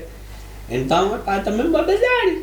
Temos que aprender. Vou pausar. Tem que aprender, senão vai ficar doendo. Não tem nada aqui. E mais, tinha uma cena também de coisa, de aprender a falar, porque na altura eu lembro-me tínhamos dificuldade aqui e continuamos a gente ter uma, não é norma, mas é assim, tu tens que aprender a falar como nós falamos, mas também tens que aprender a falar bem.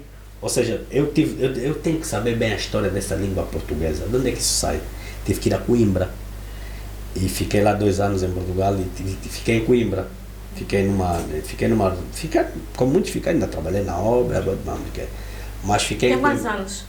Como? Quantos anos? 2. Fiquei 2 anos. Tinha quantos anos quando foi para lá? Em 98 eu tinha 25. 25, ok. Yeah. E então fiquei lá em Coimbra, nas casas comunitárias, e fiz teatro numa companhia que se chama Escola da Noite. Okay. Uma companhia de teatro profissional. Então comecei a ganhar o primeiro dinheiro assim com teatro. E eu percebi, afinal ganhar esse dinheiro, ainda por cima de dar um dinheiro. Estás a aprender e dá-me o dinheiro, certo? Ainda estás aqui, ainda te dá um dinheiro. E então, eu fiz e tive uma grande sorte, tu nem imaginas. Cheguei lá e precisavam de fazer uma peça que se chama Os Persas. Os persas na literatura ocidental é a primeira obra, a obra mais antiga, o pergaminho mais antigo da literatura ocidental do teatro, Ésquilo. Então eu embarquei nessa aventura de conhecer o teatro clássico europeu. Tivemos aulas de cântico grego, e então eu percebi toda essa história. De onde vem essa história toda, dessa áurea toda do... Aproveitaste bem a oportunidade. Não, eu sempre fui, eu não andava nas faculdades, mas pensavam que eu era estudante, porque eu andava nas faculdades, ler. Ok.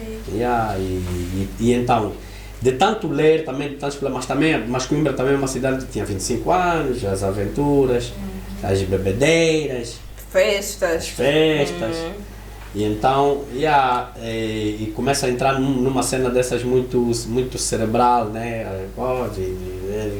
E começo a sentir falta de África dentro de mim.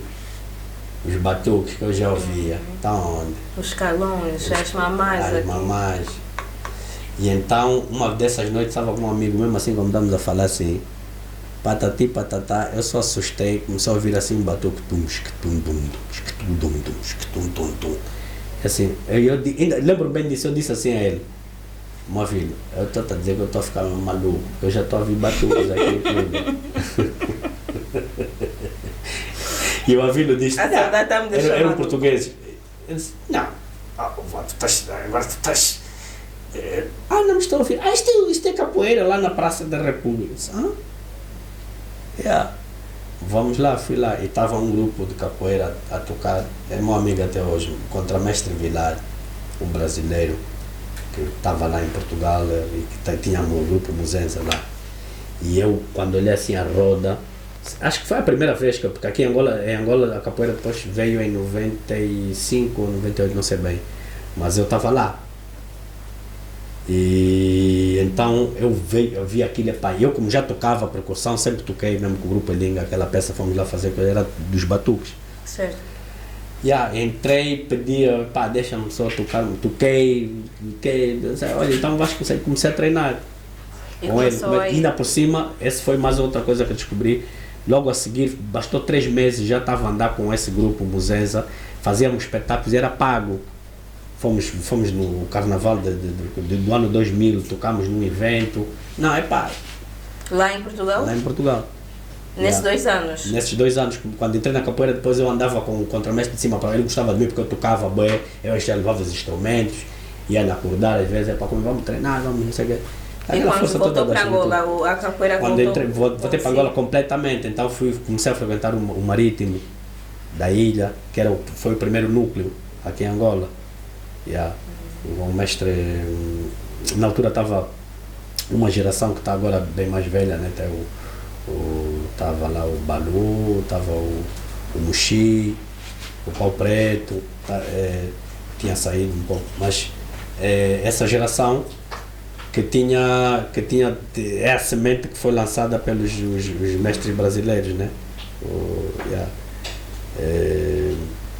Mestre Camisa, né? Foi a pessoa que trouxe para aqui a Abadá Capoeira. Então entrei e também percebi que isto aqui é um desporto, arte, que me pode manter na minha vida enquanto ator, pode me acompanhar.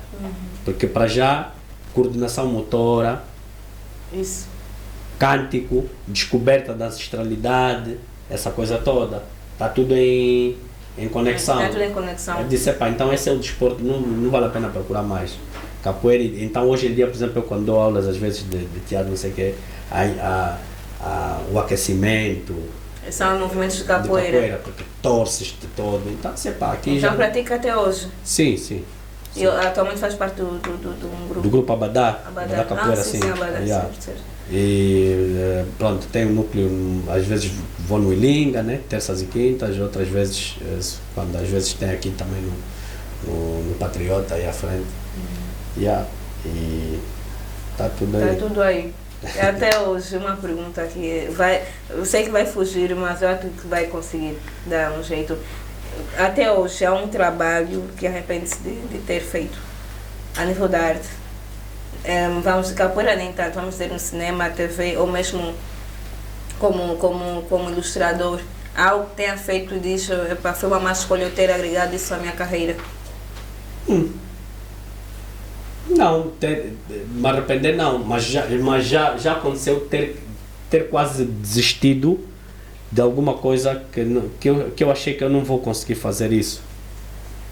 Houve uma peça do Mena Brandt que fala do reino do Congo e que era o opositor do rei do Congo e quiseram que eu fizesse esse papel.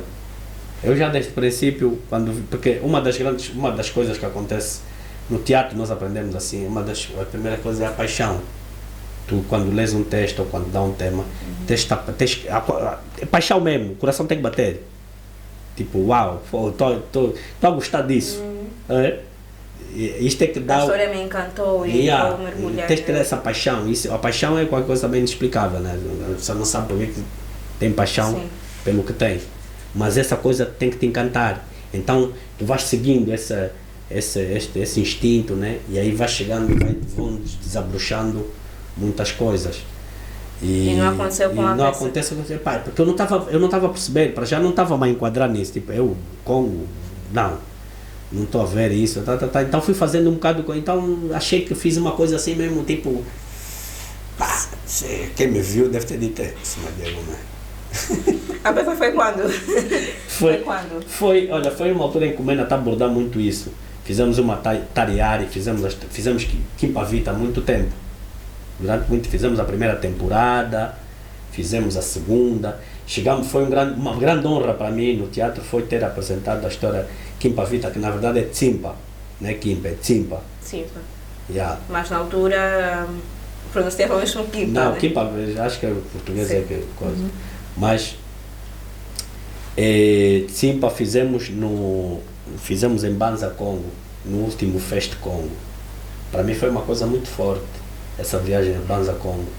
Banza Congo é uma terra muito especial, muito rica. muito rica. Depois a festa chamava-se mesmo, como é? Festa Congo, na terra dos reis. E tu estando lá, tu percebes mesmo que é dos reis. Dos reis, né? Sentes uma Toda, energia sim, logo tu ao próprio chegar. sentes o rei ok, em ti, né? e sentes o rei nos outros. Toda a gente no fundo é um bocado um rei, né? E então o teatro também tem dessas coisas.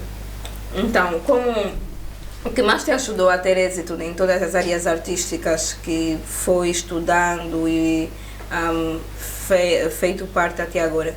O que mais me ajudou? O que mais ajudou a ter êxito? O que é que foi o vínculo que fez com que conseguisse, dentro de várias áreas, conseguisse ter êxito em todas elas? Na capoeira, porque eu conheço vários artistas, tentaram capoeira ou tentaram música e foram desistindo uma da outra, porque não conseguiram, vou dizer o quê?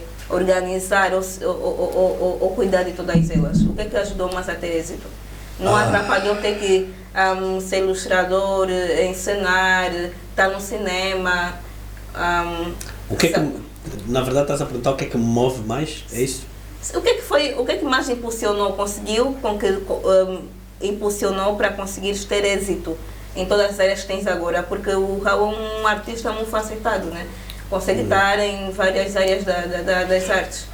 Mas eu eu não considero que tenho êxito em todas, né? Eu disse, dou-me o máximo. Agora, o êxito... Não, êxito, me refiro que pelo menos consegue até agora fazer essa arte. Né? Eu acho... Isso é ter um êxito, não vou dizer ter sucesso estrondoso, né? Mas conseguir até hoje ter oportunidades de estar em todas elas. Se quiser ir fazer capoeira, vai conseguir fazer. Se conseguir ilustrar, por exemplo, algo, uma banda desenhada, ainda consegue fazer isso. Sim. Então, claro. Não foi complicado ter que juntar. E várias vezes tudo. tive que ganhar dinheiro com cada uma delas. Isso também é muito interessante. Quando digo ganhar dinheiro, é tipo ganhar, digamos assim, ganhar a vida, sustentar o teu próprio. Okay. Eu acho que a grande diferença de quando se chama, mas porque é que é um artista profissional e amador, é quando tu tomas a decisão que é pá, eu vou ter que viver. Há uma altura que até podes ter outro emprego tipo para sustentar a tua carreira, mas quando tu tomas a decisão de dizer, pá, isto aqui é o que eu sou, não tem volta a dar. Não tem como, não tem volta a dar. É tipo, eu tenho que arranjar todas as condições que é para ir fazendo. Gera mais valorização em torno do que Mas a pergunta que me fizeste enquanto fazias, eu olhava para ti e estava a procurar também razões profundas para isso. Eu penso que eu acho que é aquele conjunto de coisas que falamos, e principalmente aquela história da guerra que eu falei, a destruição do ser humano. Eu acho que há uma coisa que temos que qualquer artista tem que ter, é tipo a razão profunda do porquê que faz. Uma razão e depois cria-se tipo uma espécie de teimosia. E no fundo eu não sei bem se também seria porque depois também eu também sou um ser religioso, né? E pá, será que Deus te deu uma missão mesmo? Às vezes eu tento contrariar, já várias vezes, não, esse mambo vou ainda. Mas a energia toda leva-te para aí, e hoje com mais certezas do que no passado, né? E devido às coisas todas que são o nosso país, que é sempre tipo, as questões não querem que isso aconteça, né? Mas no fundo sabe-se que isso tem que acontecer. Mas no fundo eu acho que eu determino que para mim é a beleza de construir o próprio ser humano, de manter o ser humano, de afastar o ser humano do outro caminho que é a morte, portanto, a arte também é a vida, é a transmissão de brechas de vida, de caminhos para a vida. Então isso é um bocado que nos afasta um bocado do outro caminho que é a morte, e a morte é muito presente nas nossas vidas. Não sei se é só em África, mas é em todo lado, né? Há manifestações diferentes só, mas no fundo é um bocado a energia que eu tenho de transmitir a vida, para dar um bocado de de saúde, amor a essa vida, que no fundo é passageira, né? Todos vamos ver. Daqui a uns anos já temos 100, depois 70.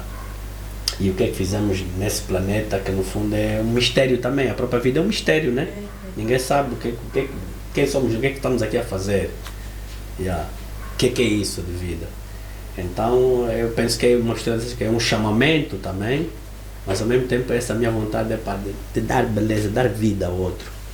Dar beleza, eu vejo às vezes as pessoas com problemas. Eu, à minha volta, não gosto muito de ver pessoas com problemas, psychological problems. Como então? É o quê? Bad mood. Toda hora reclamações e algo parecido, né? É um bocado... É um ciclo só de...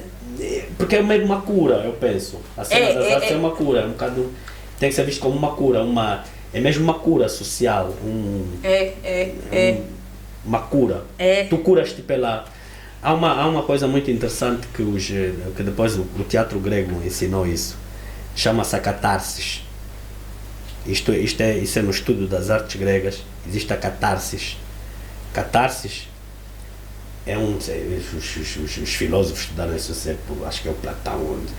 A catarsis nas artes, é aquele momento em que tu estás a ver, a dado momento estás a ver a arte ou outro fenómeno qualquer, mas nas artes, vamos falar da arte, em que tu estás a olhar para o fenómeno e tu te identificas com aquilo, ou com a alegria ou com a tristeza do personagem, e então há quase uma libertação das emoções.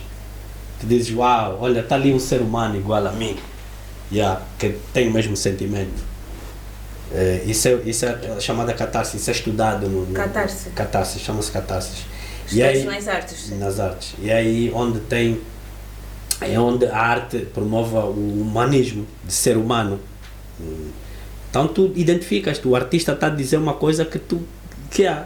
Isso acontece na música, na pintura. Tu diz, olha, está aí, esse sou eu, esse sou esse. E para muitos se encontram assim diferentes artes, né? Para outros é na música, para outros é cinema, outros é pintura.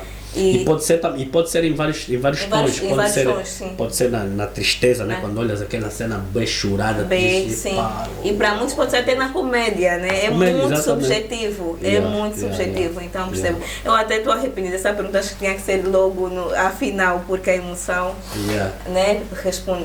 Dada na resposta foi muito comovente. Vou ver aqui a minha cábula para ver se temos mais perguntas. Não ficamos aqui. Quase 22. Já acabou, né? Já devia ter acabado. Feliz. Agora eu dou razão quando você olhar, podemos falar até as 22. Até as 2 da manhã. Então, quando dá vinho. Ainda tem que chamar o povo do baú. Não, ainda tem. Olha, a moça está tão boa que eu esqueci a minha bebida. Tá já bom. Ficou natural, pode ser cerveja. Falar é bom. Não, temos que ter Paras de beber e tudo. Queres acabar com o alcoolismo em Angola? Começa só a conversar. Acho que não é a última, né? Mas temos mais quantas. Não, vou deixar aqui fluir. Quais foram as maiores dificuldades a embarcar para o mundo artístico cá em Angola? Poças. Essa até eu acho quase que chora. Mais vinho. Já imagino assinalar já os números, as listas e tal. Tá na hora, né? Mas foi o quê? Eu não entendi a dica. Era para ficar atento ao telefone. Ok. Olha, eu sou tão. Eu acho que saiu um bocado do meu pai. O meu pai só dizia, isso aqui é para ir avançar. Meu pai era muito otimista, uma pessoa bem. Meu pai trabalhou muito na agricultura. Mas eu posso dizer o quê? As dificuldades é não ter, por exemplo, a certas alturas não teres, e já em períodos bem difíceis da tua vida, né? Já tens mulher, tens companheira, tens filhos, e não consegues dar sustento à tua família. E tu estás nas artes. E tu tens que ir lá, tipo, tens que ensaiar. E tu sabes que isso depois, bom, no final do mês temos uma viagem. E tu sabes que essa viagem também é importante. Ir a festivais também é importante. Tu vais ver aqueles grupos de teatro todo do mundo. Mas, no entanto, tens a responsabilidade. Mas isso também já não está a dar nada. Você não desiste porque tem que arranjar outro emprego. Eu já trabalhei em milhentas coisas. Já fui, uma dos empregos mais duros, bem, agora também está duro, filmar o Rio não é brincadeira. Mas fazes com outra, porque é arte, né? É arte. Mas eu trabalhei nas Nações, na UNAVEM, havia uma organização das Nações Unidas para a paz, para promover a paz em Angola. E eram uns empregos que nos davam assim tipo uns $300, era muito dinheiro naquela altura. Sim. Até hoje. Sim. Mas já nos davam assim uns empreguitos. Na altura era pesada. Não vale a pena aquilo depois, mas aquilo era acordado, não havia hora. É tipo tropa, né? Parecia bip, tínhamos bip, não havia telefone, bip. E tu dizes, bip, essa hora, isso é que um carro, aeroporto, mandar as... 90 e... Portanto, isso foi antes dessa ida para Portugal. Okay. Foi quando eu decidi mesmo, disse, não, aqui tem que ir me especializar um bocado, aprender, que é para não ter que trabalhar assim, vamos, tão duros quanto esse, senão a minha vida aqui não sei. Você não vai conseguir ainda fazer por cima, depois tive colegas que foram para desminagem, saíram dali e muitos deles já não estão aqui entre nós. Porque depois teve que se desminar, uma vez depois passou para a desminagem, transformou-se em empresa, muitos já não estão entre nós. E eu arrisquei, os meus tios, mas tens aqui uma carreira, sempre com esse teatro, não sei o quê. Pelinho, fica calmo.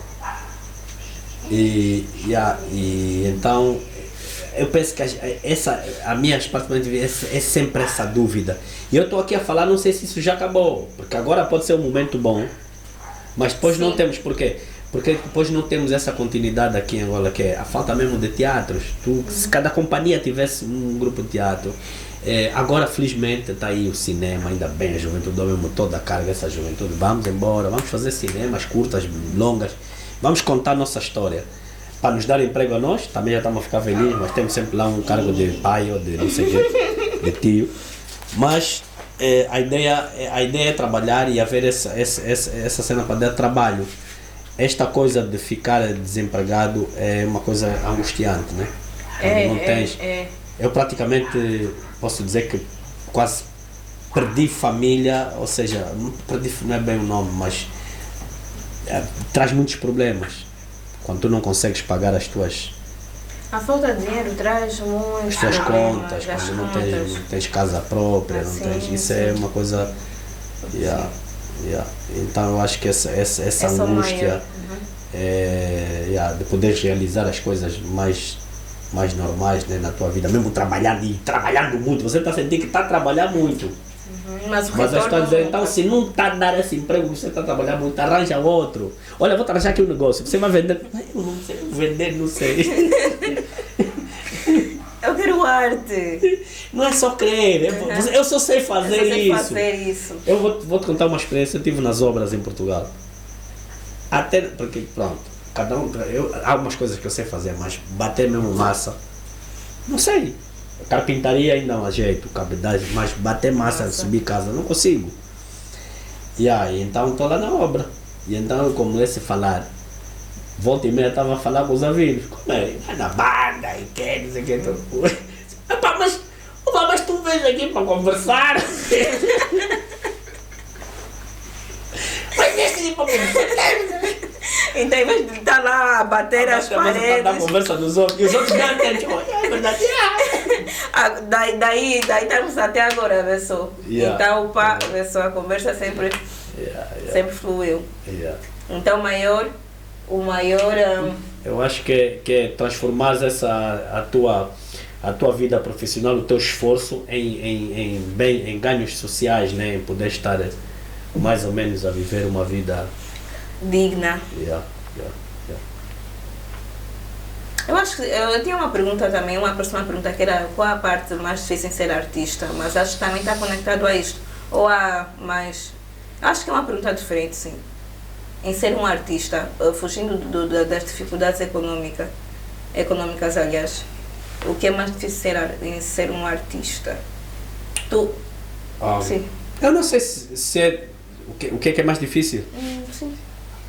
Eu não sei se é uma dificuldade, mas é um bocado, às vezes, não é bem uma dificuldade, mas é um certo trejeito que os artistas têm de estarem a ver o mundo muito à sua maneira. Os outros estão todos a ver de uma forma e tu estás a ver de outra. Criar um núcleo, eu tenho que ser entendido e se... Não, isso depois ao longo do tempo vamos apanhar. Eu sinto mesmo bem com colegas das artes. Depois temos, mas sinto-me bem onde estamos a falar arte. Mas na vida nem sempre estamos com só de arte. Então, eu penso que o artista também pensa muito porque a criatividade dá isso existe de pensar. também, sim. E esse confronto entre digamos, o físico e o espiritual, eu acho que é a grande cena. O outro está a ver uma coisa, né? E estás a planejar uma coisa com aquilo que tu imaginaste e aquele não está nem aí, a criatividade no fundo é um fenômeno bem e vou-te dizer mais, a criação de personagens às vezes parece uma coisa muito simples, mas quando um verdadeiro artista está a criar, é uma coisa, para mim é uma coisa brutal. Eu fico mesmo um bocado apanhado dos carretos. Podes me ver aí. Agora até estou a fazer um personagem assim, mas se me deres, não sei quem é polícia, vais-me ver aí em situações, vais-me ver aí, mas eu estava no mercado ali, a beber capurroto ali na esquina, não estou, ali eu estou. Dá-me mesmo uma coisa psicológica muito, muito forte, porque eu, por anuência do teatro, eu faço um tipo de arte que eu tentei mesmo buscar razões mais profundas. Isso em televisão não é muito válido, então eu estudei que em televisão é uma coisa mais despachada. Sim, é dinâmico. Mas quando é assim, cinema, não sei o que é mesmo já por causa da escola que eu tive. A minha escola é essa, a de buscar caráteres mais profundos, é a minha escola. E então eu sofro um bocado. Sofro, mas no fundo não é sofrimento, é sofrer, é isso que eu disse, não é bem sofrimento. Não é bem sofrimento. Mas é um bocado de desenquadramento, fico assim um bocado desenquadrado, mas depois aquilo serve de motivo que é para fazer bem. Para arrebentar, E o pior o melhor é mesmo quando fazes e sentes que afinal o caminho foi mesmo certo, não fiz bem mesmo embarcar ali naquela cena. E já me aconteceu. Estou à procura e às vezes encontro mesmo a pessoa, até parece magia. Aconteceu uma vez, no Lubango, estava à procura de fazendeiros, não sei o que, de repente encontro assim um jovem, não, esse aqui é o Yuri. Esse tem um conta que é parecido contigo, trabalha ali. Fui lá e pronto, uma experiência maravilhosa de conhecer essa pessoa, saber como é que o fazendeiro funciona no Lubango, o que é que dizem, o que é que fazem. Isso é muito bom. Porque no final contribui para a construção desse personagem. E ao mesmo tempo engrandeces tu o teu saber em relação às coisas. Nós fazíamos assim até 75, depois de 75 fazemos essa construção. Também é um bocado sofrimento. Porque depois, às vezes, onde todos estão-se a divertir, tu não estás bem a divertir. Não estás bem porque estás ainda meio que conectado ao personagem, né? Acabas por puxar um bocado do personagem. Estás a pensar nas coisas. Vamos finalizar, né? E finalizar com uma última pergunta. Não, dormir já. Chega. A última pergunta. Vamos já, chega. Até fome passa. Então, falando do último trabalho, que é a novela Rio, como é estar a trabalhar novamente com telenovelas? Já estamos na segunda temporada, certo? Não? Não, é a primeira mesmo. A primeira temporada? Sim. Depois de passar, porque nós sabemos da dificuldade, infelizmente, na produção de telenovelas cá em Angola. É um mercado ainda, embora tenhamos muitas novelas, mas ainda é um mercado que não dá possibilidade de estar a fazer novelas a cada 3 meses, por exemplo. Então, o que é estar agora, depois de algum tempo afastado na televisão, fazer parte deste elenco, dessa produção? que é o que eu. É uma maravilha porque lá está, dá-nos emprego, né? Aquela, a maior fonte de... Oh, Pelis. Fica quieto. A maior fonte a maior dificuldade, como disse, quebra-se um bocado, estás a trabalhar, estás com colegas, que é uma coisa maravilhosa, se bem que, pronto, a televisão é mesmo, as pessoas que sabem, a televisão é mesmo cansativo, porque é um dia a dia, é de segunda a segunda, não é só tirar no domingo, estás ali com cenas atrás de cenas, por isso é que também não dá muito tempo que é para vaguear muito, são coisas... Parece mesmo um trabalho regular a nível de horários, né? Sim.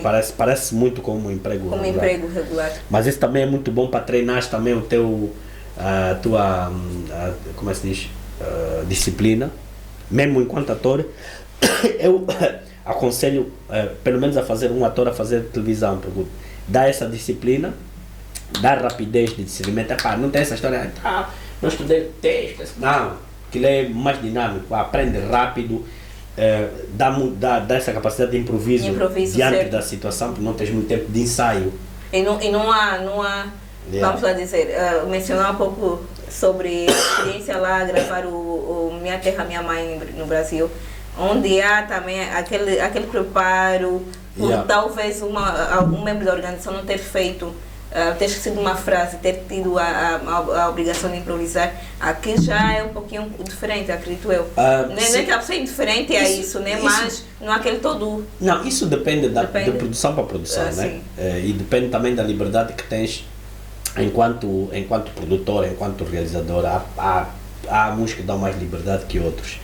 E também há novelas, há peças que são baseadas, por exemplo, em clássicos da literatura, onde as palavras têm que ser ditas conforme elas estão. Há outras peças muito mais populares que tens que ter mesmo essa liberdade de reagir conforme a situação está acontecendo, né? E há essa liberdade também mesmo dentro da televisão. Isso é conforme. Mas estava a dizer que perguntaste da experiência, né? Sim. Está-se a trabalhar.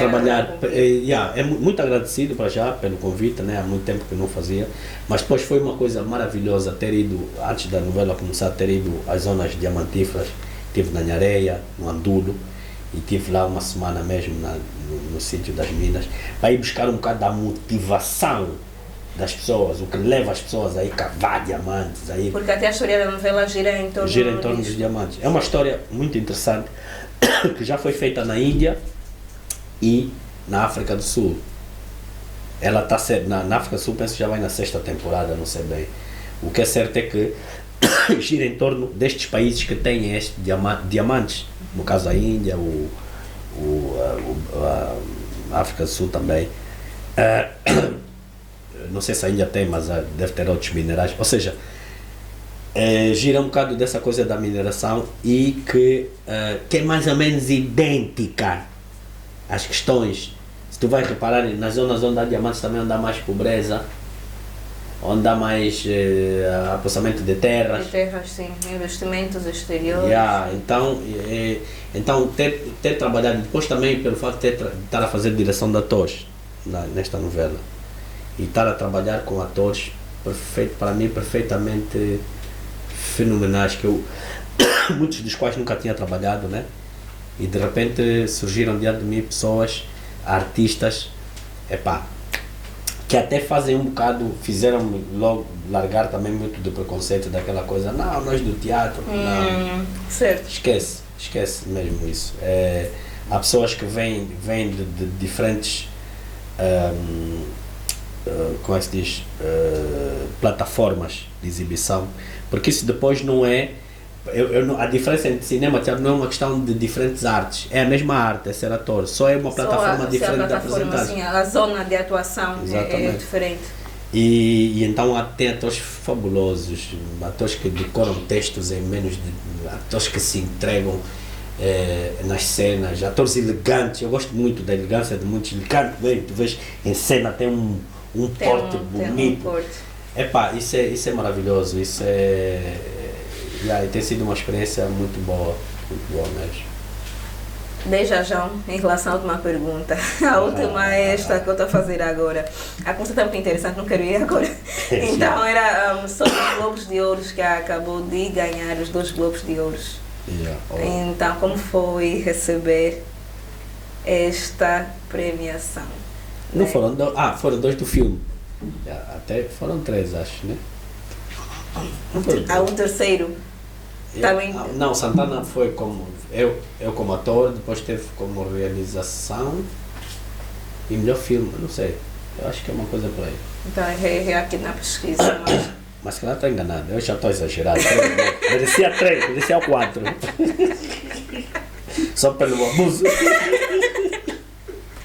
Yeah. Não, mas eu vejo os Globos não só ganham para o Raul, mas para nós também, né? Para quem realmente segue os trabalhos do Raul. Então, não, foi, como foi? Né? Sem dúvida é sempre giro, né? Recebemos os Globos, qualquer premiação que seja. Eu já tinha recebido uma premiação com o próprio o filme, com o Wabi. Mas qualquer premiação é boa, né? Porque também pensa, afinal alguém anda a pensar mesmo, né? Anda a ver, eu estou... Anda a ver, afinal está bom também. Anda a fazer bem. Afinal também está a fazer bem, Sim. Mas foi muito bom. Depois a cerimônia também foi gira, foi simpática, simples. Jantamos, tive com amigos, o pessoal da geração 80 estava lá foi um momento bom, né? Eu acho que eu já estava tão habituado, porque eu já tinha sido nomeado antes e nunca ganhei, já estava dizendo, vai mais um. Estava só lá beber um bocadinho, conversar. E então ter ganho foi assim foi bom. Esperemos que sirva para ter mais trabalhos também. E acredito que foi impulso também para quem segue o Raul, quem segue a carreira toda, deve ter sido um impulso. Sim. E eu dou os meus parabéns. E agradeço desde já a toda a produção, né, a quem ouviu profundamente. Agradecido. Tá bem. Infelizmente, eu estava à espera que fôssemos até às 2 da manhã. É sério, eu estou com todo o fôlego possível. O Pelinho também já está a reclamar, eu acho que é o horário. Infelizmente, vamos despedir do Podcastar. Mas com certeza de que Podcastar uma outra vez. Outra vez. Sim. Vamos mudar de tema da próxima vez. Sim, um tema específico. Porque realmente foi maravilhoso, tal como previ conhecê-lo. Porque eu acredito que foi isto. Eu revi a história do Raul, claro que não com tanta profundidade, porque sou o Raul, sabe? Mas eu pude conhecer através de toda a trajetória até agora. E poder conversar sobre essa trajetória com o Raul foi uma honra imensa. Então, gratidão pela presença cá. Muito obrigado, eu profundamente agradecido também a vocês. É um orgulho ter uma equipa de jovens aí. É um orgulho também ver essa nova geração aí ativa. Muito obrigado. E pronto, dizer que é isso mesmo só. Obrigado só mesmo.